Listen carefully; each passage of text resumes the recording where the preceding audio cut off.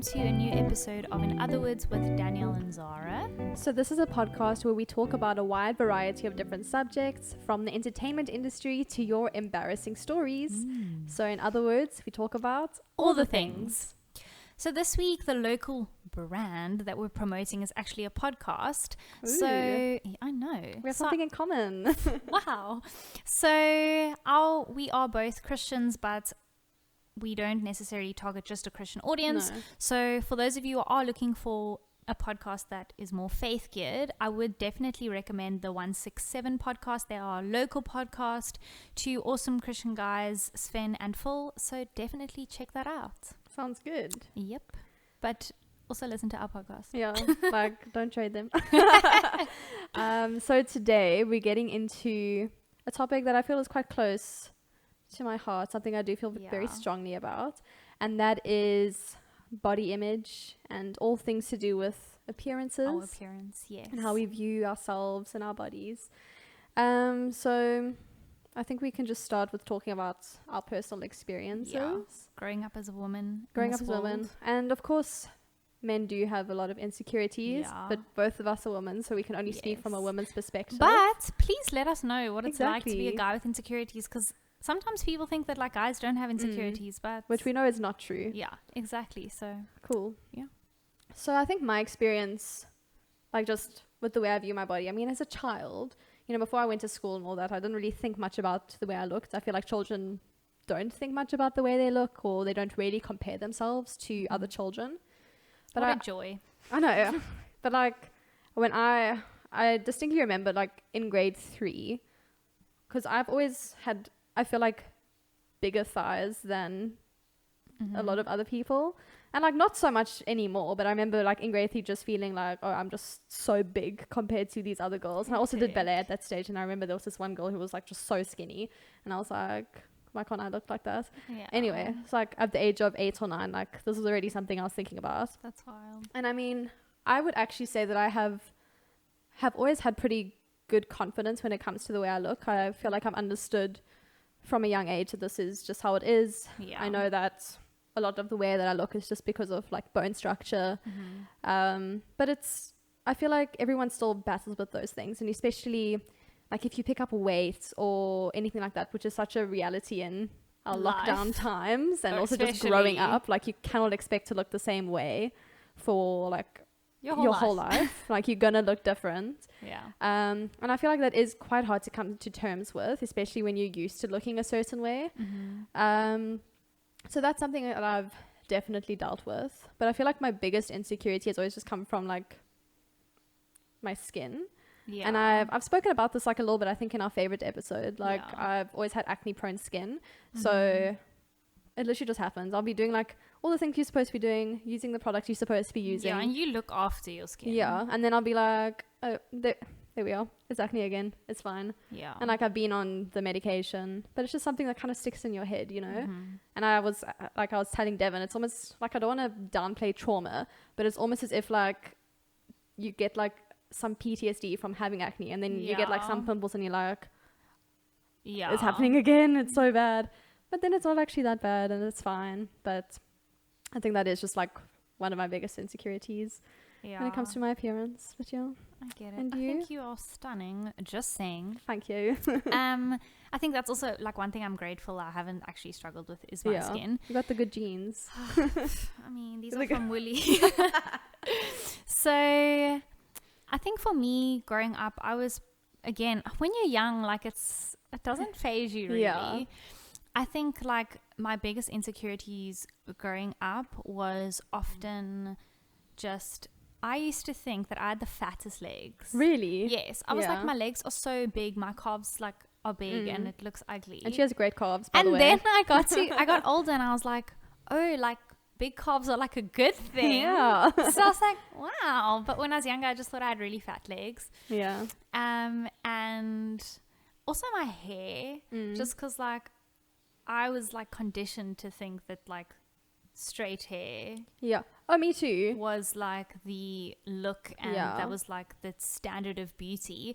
And obviously like I don't have a typical what you would call like a white person's hair. So I was like super insecure. Like up until Recently. Very recently. I always used to like blow dry my hair. Now I could care less. Yeah, that was such a thing though. I mean, when I was like, I think especially when I hit puberty, my hair got quite curly quite suddenly, and it wasn't like hectic curls, but at that stage it was all the rage to have straight hair, and I was like, cool. And like I could never be bothered to straighten my hair or anything like that, so I've always just, I was like, okay, well, this is just how I look. Yeah. And I didn't like it that much, but yeah, that's just how it is. I get you. I've really like come to like my hair. Sometimes it can just be difficult to manage, but it is what it is. Exactly. And then in terms of like my physique. Yes, your physique. Or lack there. Oh, no, I'm joking. Don't lie. Again, and I think this is something that so many people experience, is just this idea of like skinny is the standard. So when I was younger, I was very like, I want to be skinny and I need to stay skinny. Yeah. And it wasn't even like I need to be toned, or it was nothing about muscle then.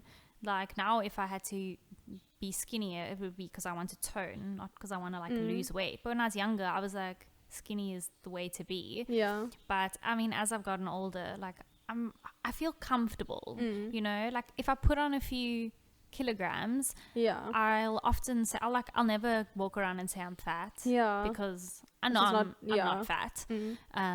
But you get to a stage where you maybe feel uncomfortable, but it's not like oh my word, I've put on so much weight. So I'm glad, and I think we all have our days where we're insecure about things. Yeah, some days you just look in the mirror and you're like, wow, I really do not like the way I look. But then there's other days also where I look in the mirror and I'm like, wow, damn, look at her go. Yeah.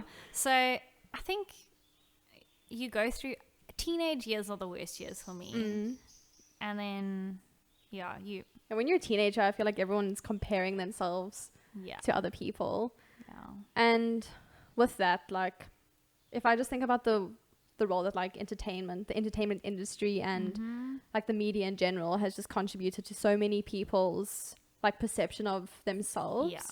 And I feel like a lot of people, especially like in this age of influencers, for example, like you forget that these people are often like rich. They have money to, you know, have a personal trainer. They have the money to have the money to look good, essentially, to have good skin. They go get facials every single month or whatever. And we also just forget about like the use of filters and the use of angles as well. And I mean, everybody's bodies look different at different angles, and like using filters on your skin is obviously going to make you feel different. But I mean, as a teenager, like you'll be looking at some of these people, and I'm talking specifically now about like social media influencers, and you're thinking like, how can they look like that and why don't I look like that? And I mean, I think that can also contribute greatly to eating disorders, you know. And I mean, we'll get into diet culture and all of that in a little bit, but when you just idolize these people the whole time and you don't actually think about the work that they put into their body, or if you don't think about Photoshop, all that kind of stuff, I think a lot of girls especially will get quite disillusioned and will think that they have to have these extreme measures to look that way, and they forget that everybody's bodies are different. And I think what's really difficult as well is that up until very recently, it was just like one type of body, one type of person. Like even now with just having casts that are more diverse, like seeing an Asian lead, or like a black woman on the runway. Do you know how long it took for that to happen? You know, so it's important. Like people want to see themselves represented, and so if all that's ever represented is like a skinny white woman, then you know, it's going to cause issues. And I also think like if you just think about the entertainment industry as a whole, or even magazines, or I don't know, but different types of bodies can become beauty trends. And I mean, we were talking about this earlier. If you look back at some of the Renaissance paintings, like the trend was to be like a bit chubbier, and also like to have very pale skin, because that was a sign of wealth. And I mean, you think to Marilyn Monroe, and she was really the icon of her days, and she was not a skinny woman. But then you look at like, let's say the 90s, and it became very trendy to be stick thin. You look at some of those models, like I think they call it what, heroin chic or something like that kind of look. You had like your Madonnas and those kinds of people. And they were very, very, very skinny. And I think at that stage, the modeling industry was like very rife with eating disorders. And I'm not saying it isn't anymore, but that stage is especially infamous for that. Yeah. And then you look now and it's trendy to be what they call slim thick, you know, have the very tiny waist, you have the big butt, big boobs. Yes. Like, and it's like, like, I just think like Kim Kardashian in my brain. And her body's not even real, guys. Like, I'm just saying. So no hate to her. No hate, like, you do you. But you just have to remember that your body can never look like someone else's body. Yeah. And everyone's bone structure is different. And like, I will sometimes get upset because I have larger hips than some people. And childbearing, you know, I can't wait. Anyway. But a lot of clothes just like don't fit me. A lot of pants just really don't fit me. And it's like, and then I get so frustrated, but I mean, like, they're just not made for me. Yeah. So even that is, it's difficult to find clothing that you feel comfortable in. And I think the issue again of what you're saying is that trends do change so quickly and your bodies don't. Exactly. So you kind of end up with all these people feeling bad because they don't fit the specific trend at the time. Yeah. But they would never be able to fit the trend anyway unless they had money for plastic surgery or whatever. So it's the whole thing, you know. Something just going back to you talking about influences. What's interesting is like I often like, and this is wrong of me, but I'll like laugh and I'll make fun a little bit because like everyone's like a promoter for FabFitFun, you know. Don't sue me for this. But I just think about it, and yes, they can afford all these things, but like how much pressure must it be to look good all of the time? 100%. Like, or even to just be a celebrity and you walk out of your home, and if you don't look a certain way, like it's going to be on the cover of like magazines and all over social media. So like my heart even just goes out to them because even more so, yes, they are the people being looked at as the trendsetters, but they also have like a certain standard to live up to. So I just find it interesting because I often wonder, is anyone really secure? I don't think so. And you hear so many stories about celebrities who have developed like these eating disorders or these horrible mental issues as well. It just shows that like no one is really, really content with the way that they are. Yeah.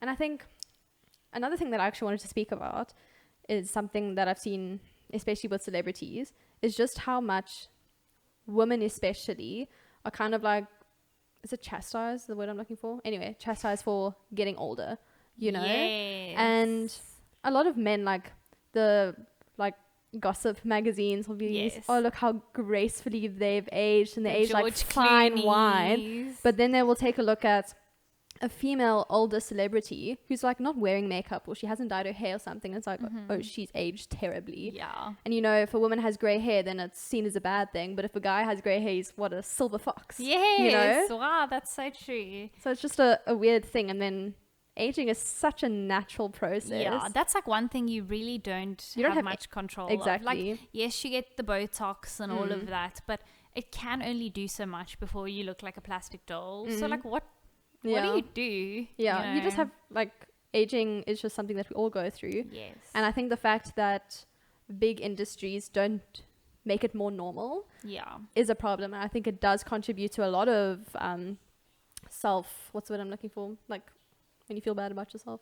Yes. Self-esteem issues. Yes. So that's something to think about. Indeed. Yeah. Do you think I've aged well in the last 5 years? Yeah, she looks the same. I look the same as I did when I was 14. I just look 14, let's be real. That's okay though. That's a good thing. Thanks. Okay. Then you did want to chat about diet culture and diet culture. So, and I mean, this is also just related to health and the desire for thinness. Yes. And I remember seeing, and I'm pretty sure you saw it as well, like that video that went around on Facebook or Instagram of that South African guy who was getting upset at one of the fitness brands because they used a plus sized model, whatever plus sized means.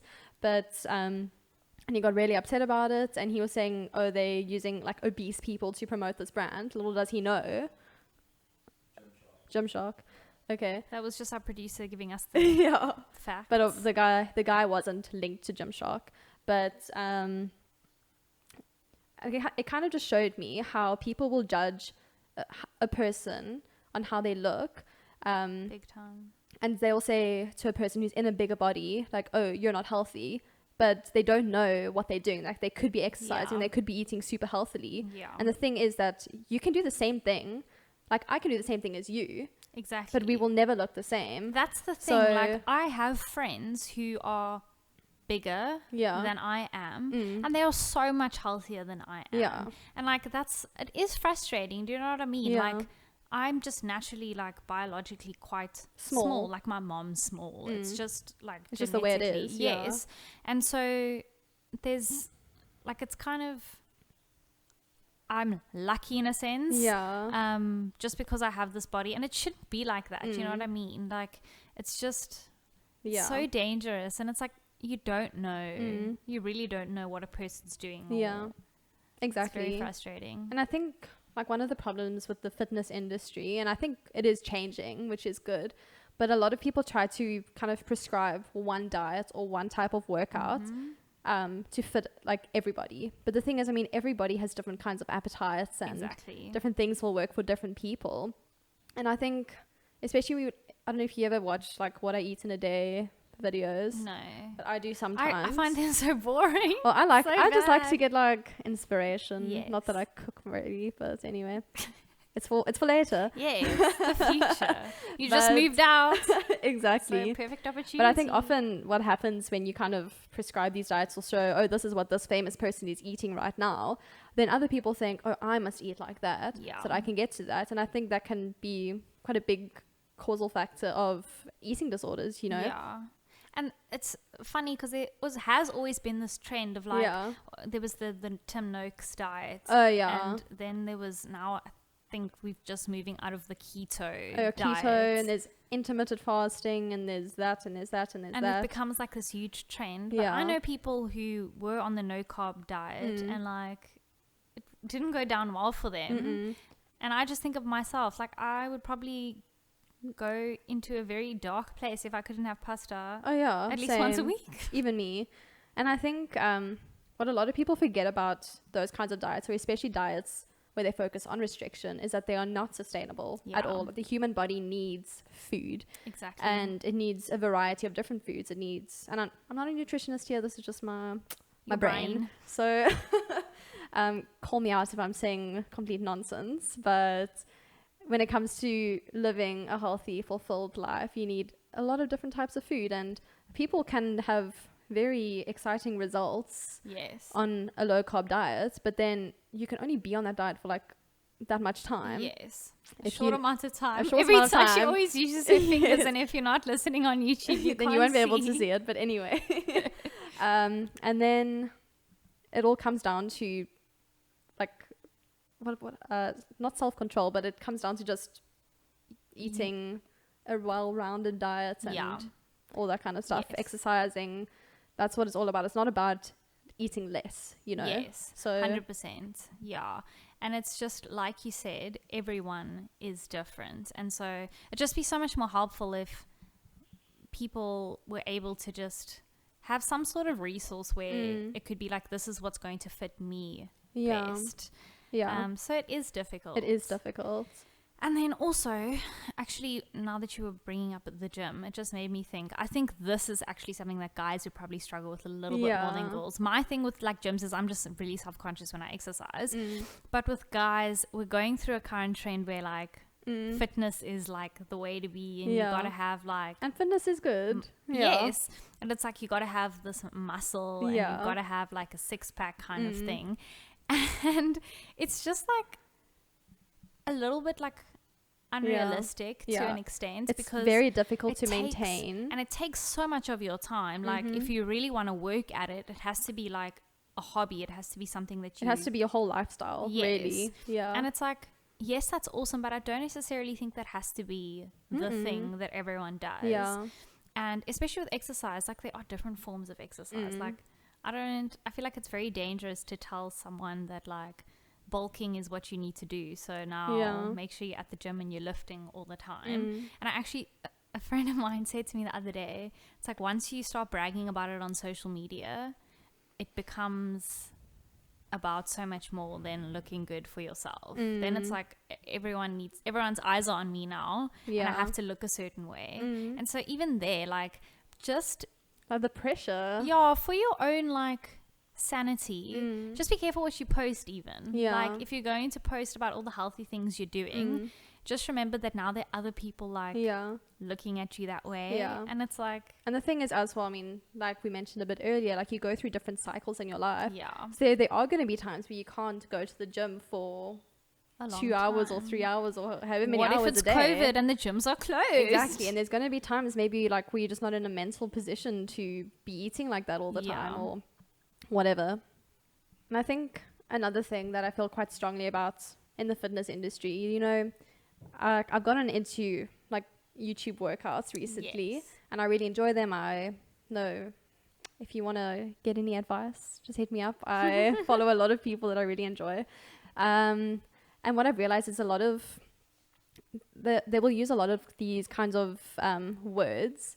Like, oh, do this workout for slim thighs and do this workout for toned this. And I think when it comes to like, I mean, you were speaking a bit about toning earlier. This kind of gets into girls' head and you think, oh, I must just go to the gym so I can tone. But like toning is not a thing. That's literally building muscle. And when it comes to building muscle, you have to eat. Like, I'm not joking. Like, you have to eat your protein. You gotta eat. If you're not eating enough and you're trying to build muscle and you're like, what the heck is happening? There will be no muscle to build. It's very difficult, especially if you're not eating enough protein.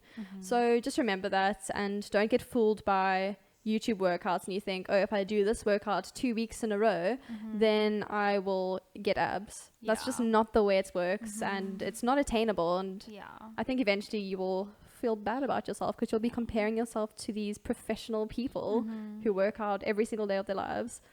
So and I think ultimately you want to be healthy, and so don't try anything with, like, if your intent is to be thin or to be a certain way, like, I think you're ultimately going to be unhappy. Like you said, it's about everyone being different. And one of the things that I think, and this is just personal advice, if you feel like you want to take it and will be helpful, like, especially if this is something you're struggling with at the moment, is get rid of the scale at home or put it away. Because don't look at calories in your food. Oh my word. Unless you have a serious health thing or you have a dietitian or it's something you're working on because of health issues, like, it just can become something that's obsessive. Exactly. So I just think about, like, for example, someone close to me, she is beautiful. Like, I think her body is rocking, but she weighs more than me. But it's purely because of her bone structure. So I'm getting on the scale and weighing less than her when she gets on the scale. And it's like discouraging for her. But I'm like, you look better than me, girl, in terms of like fitness and like having a body that like is well worked out and stuff. Like, do you know what I mean? So just, the scale is also a dangerous thing. And I think it really becomes a game changer. Like, I struggled to actually get into exercise, and I know a lot of people do, because you're kind of always thinking, if this is your mindset, that is like, you're thinking, oh, I must do this so I can be skinny, I can do this so I can eat more. Like, that is just not the right mindset. You go in because you want to take care of your body, you want to be healthy, and that is, your body is God's temple. Exactly. Treat it well. Exactly. And that is ultimately what I think my whole message for this podcast is: try to be healthy, try to remember that health looks different on absolutely everybody. And as hard as it is, you need to reach a point where you learn to be comfortable in your own skin. I know. I just wanted to, a quote that I saw that I really liked was, she wrote it down. The presence of someone else's beauty is not the absence of your own. So just remember that. And just because you see someone who looks really amazing doesn't mean that you don't look amazing. And you look amazing in whatever body that you have, and you can do it. I love it. Yeah.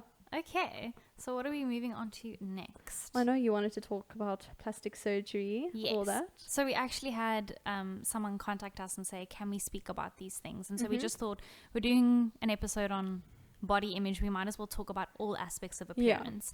So plastic surgery, Danielle, what is your opinion on that? Okay, so ultimately I think if you want to have plastic surgery, I don't think it's a bad thing. Okay. Especially a lot of people grow up feeling very insecure, let's say, about their noses, about their lips. And I mean, I follow this one influencer and she has lip fillers and you would literally never know. Yeah. Like you would never know. It's because she had no top lip pretty much for most of her life. So she decided to get lip fillers and she feels good about it. And that's, I think, valuable. And I think that's a good thing to do if you know that you will feel better about yourself if you do a few things. It's not a bad thing. But if you're doing it to kind of fill up some kind of void within 100%. Yourself and you're not actually focusing on what inside of you is making you feel bad, then it's never going to help. You're just going to carry on getting these expensive procedures and it's not going to do anything. It's going to change nothing on the inside. Yeah, I agree. Like, I wouldn't say I'm ever going to be like pro plastic surgery, and I think it would take a lot for me to go under the knife. Well, a lot of money and just a lot. That's a lot. But I often think it's very easy to hate on people. Yeah. Like, I know one of my people that I follow is the Arnold sisters. Lindsay Arnold's a dancer.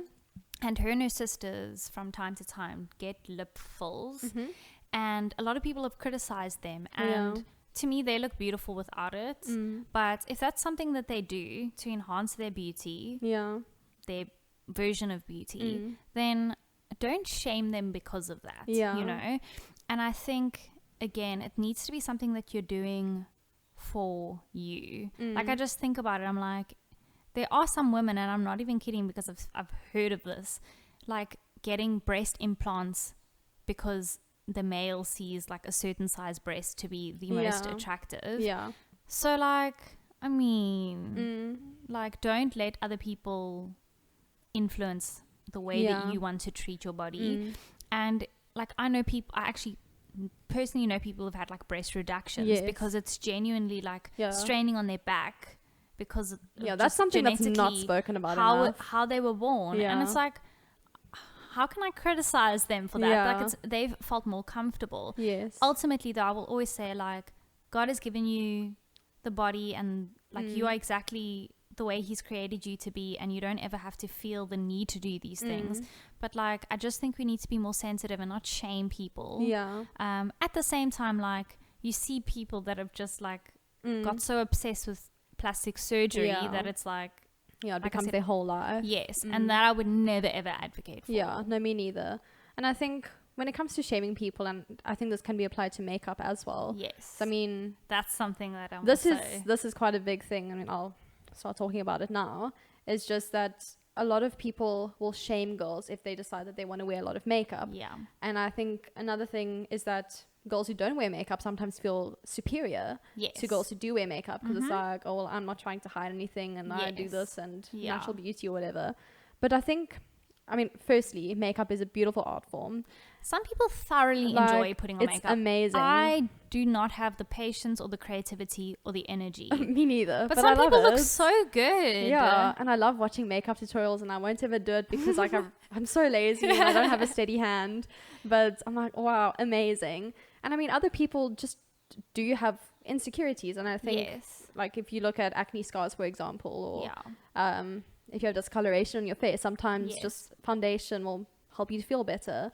And I don't think that's a bad thing. I don't think so either. And it's like amazing that people can even do such incredible makeup, and I'll say it again. I agree. And like the thing with makeup is if you're getting to a point where like it's becoming unhealthy with your skin, ultimately we are promoting health. So take a break, you know? But at the same time, like, if this is something that just makes you feel better, like, I'm gonna say something now that's so TMI, and I don't know why I feel the need to say it, but like, no one is ever gonna see me in my underwear. When I wear nice underwear, it just makes me feel better. What's wrong with that, you know? So no, I completely agree. So these things if they don't affect you personally, I think like just ignore it. Yeah. If you feel very strongly about it, like I don't see the point on commenting on someone else's looks. Yeah. Like don't do that.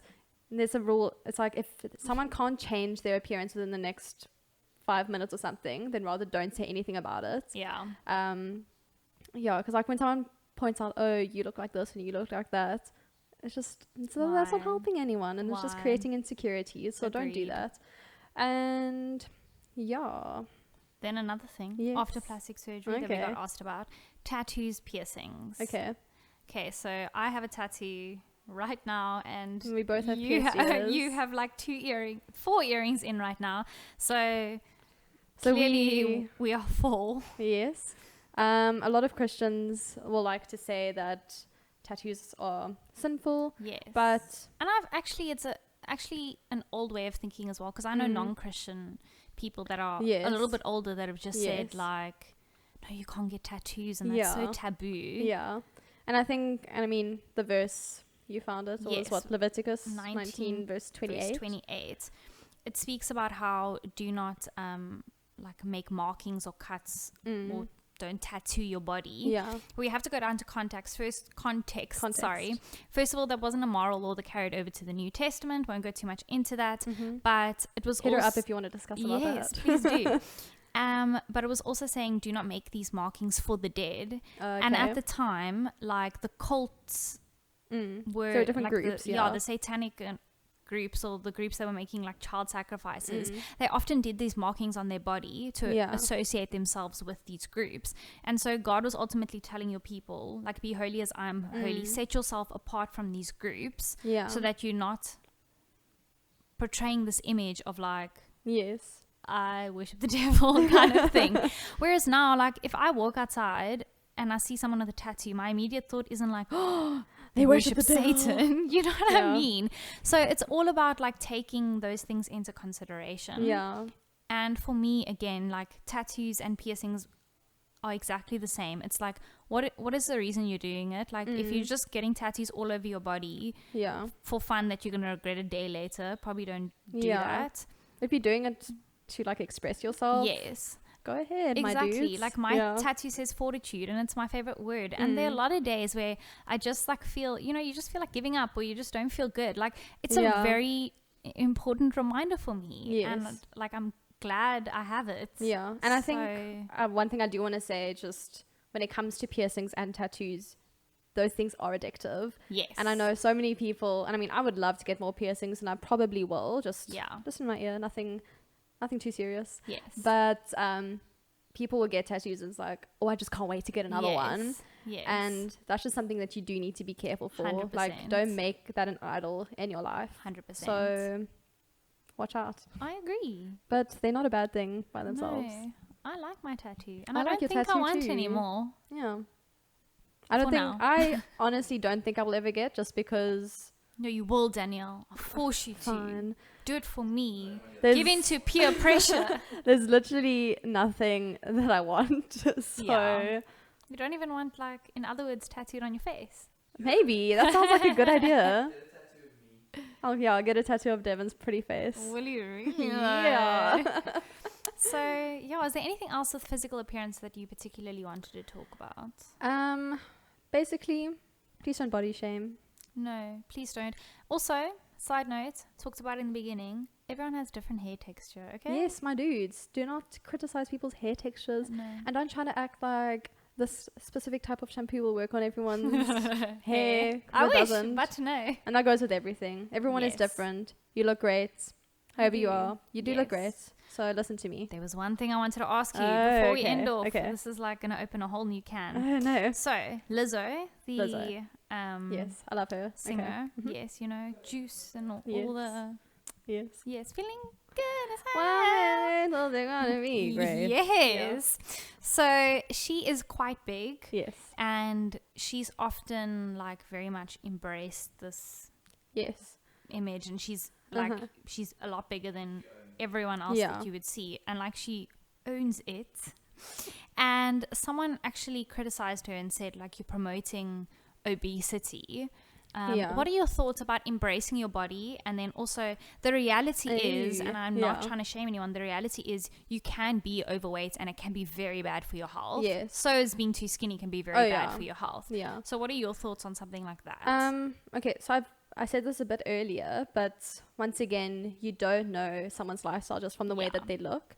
And I think, I mean, especially when it comes to body positivity and like the love your body movement, I think what it's all about is just recognizing that you're happy as you are right now, that you love your body as you are right now. It doesn't mean that like you're happy with being overweight or happy being obese, but it means that you are content and that you are willing to change. When it comes to Lizzo, for example, like I follow her on some social media and I follow her on TikTok, I think, but she does live a fairly healthy life. Like she does eat fairly healthily, and I think she does exercise as well. So I mean, that just shows that, I mean, doing certain things won't make you skinny or whatever, but also just shows that you can't judge someone and say, hey, you're promoting this unhealthy lifestyle when they are doing the healthy things. So what do you think? I'm like on the same page. I just think, again, like I don't want to repeat myself a million times, but if I were born, let's just say, in a different body, but I live my life exactly the way I do now, there's a chance I may not look the way I do. Like there's a very good chance that, like, let's just say I would be a lot heavier than I am, but I'm doing exactly the same thing. So again, just remembering that everyone is different. Amen. And I don't think we can hammer down the point anymore. Just know that you are beautiful. Oh, so cute. I know. But I think that is it for this episode. That's all our thoughts. Yes, and please share your thoughts. We want to know. And like and subscribe. Do all the things. Share. Yes. Please. And shout out to YBO, the band that did our intro song and our outro song. We love it. It's cool. Thank you for listening. Bye, guys. Bye.